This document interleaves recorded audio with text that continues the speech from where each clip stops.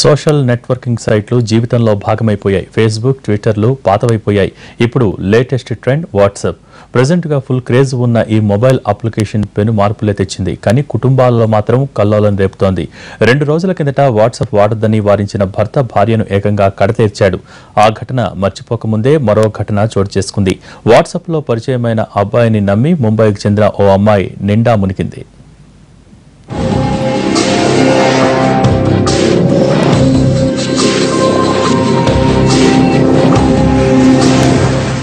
Facebook, Twitter, వాట్సాప్లను personal గాను professional గాను use చేయడం ఇప్పుడు అందరిలో కనిపించేదే.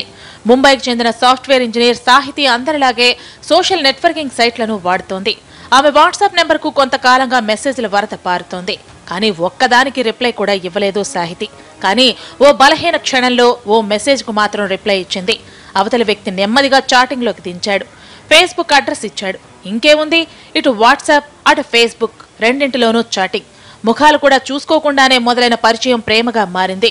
ఇద్దరు పెళ్లి చేసుకునేంత దగ్గరయ్యారు. సాహితీ జీవితం మొత్తం మారిపోయింది.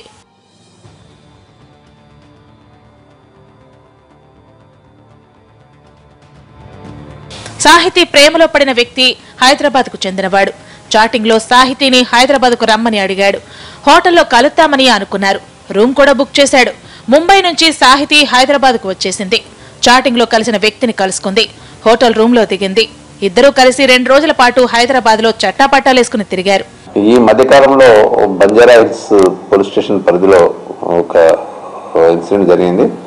అందులో ఫేస్బుక్ ద్వారా అమ్మాయిని చీట్ చేయడం అనేది మనకు తెలుస్తుంది. చీట్ చేసినారనే విషయం తెలుస్తోంది. ముఖ్యంగా చూస్తే ఆ రోజు ఒక వ్యక్తి ఫేస్బుక్ ద్వారా ఒక ముంబైకి సంబంధించిన అమ్మాయితో ఫ్రెండ్షిప్ ఏర్పరచుకొని అతను హైదరాబాద్ అని చెప్పుకొని అతన్ని ఆ అమ్మాయిని ఇన్వైట్ చేయడం అనేది జరుగుతుంది. ఆ అమ్మాయికి అకామిడేషన్ ఒరిస్ హోటల్లో అని చెప్పి ఒరిస్సాలో అకామిడేషన్ ఇస్తారు. ఆ అమ్మాయి ఒరిస్ హోటల్లో దిగుతుంది. తర్వాత అతను వస్తాడు. 1-2 days ఆమెతో కలిసి ఉన్న తర్వాత ఆమెకు సంబంధించిన బిలాంగింగ్స్ అన్ని ఎత్తుకొని పారిపోవడం అనేది జరిగింది. సాహితీ సంతోషంలో మునిగి తేలుతోంది. ప్రేమించిన వ్యక్తితో కలిసి ఆనందంగా సమయం గడిచిపోతోంది. హఠాత్తుగా ఆమె తెచ్చుకున్న డబ్బులు కనిపించలేదు. ఆ తర్వాత బంగారు నగలు కూడా మాయమయ్యాయి. దీంతో వాటి కోసం గదిలో వెతికింది. హోటల్ వారికి ఫిర్యాదు చేసింది. ప్రియుడిని కాంటాక్ట్ చేసింది. కానీ అతని ఫోన్ స్విచ్ ఆఫ్, చాటింగ్ బంద్. మోసపోయానని తెలుసుకున్న సాహితీ పోలీసులకు ఫిర్యాదు చేసింది. ప్రేమ పేరుతో డబ్బు నగలు మాయం చేసిన కన్నింగాడిని తిట్టుకుంటూ ముంబై వెళ్లిపోయింది సాహితీ. దీనిపై కేసు నమోదు చేసిన పోలీసులు కేటుగాడిని వెతికే ప్రయత్నంలో ఉన్నారు. దీనిపై మనం కేసు నమోదు చేయడం జరిగింది. దానిపై కూడా ఇతర డీటెయిల్స్, కాల్ డీటెయిల్స్ కానీ ఆ ఫేస్బుక్ డీటెయిల్స్ కానీ చూస్తుంటే కొంతకాలం వాడు పూనాకు సంబంధించిన వ్యక్తిలాగా అంటే అక్కడ లొకేషన్ వచ్చింది. తర్వాత దాన్ని కట్ చేయడం జరిగింది. తర్వాత ఈ ఫేస్బుక్ కూడా డిస్మాంటిల్ చేసినట్టు తెలుస్తోంది. పరిచయం కూడా లేకుండానే ఎక్కడెక్కడ వారితోనే గంటల తరబడి చాటింగ్ చేసే సౌలభ్యం ఫేస్బుక్ లో ఉంది. వాట్సాప్ తో ముఖాముఖిగా మాట్లాడుకోవచ్చు.